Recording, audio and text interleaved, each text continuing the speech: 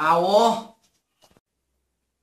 Не съм майка ти, аз съм Франк. Взех тъща ти за заложник, защото съм Франк, тъща вземача. Не ми пука за тъщата.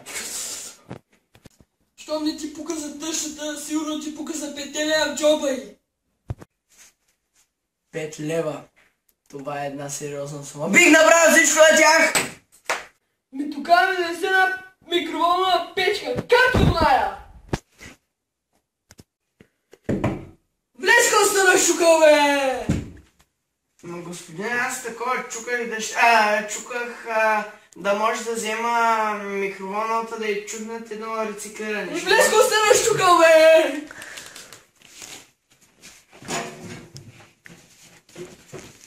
Мерси много. Майче коста на шука, бе! Майче на братото, бе!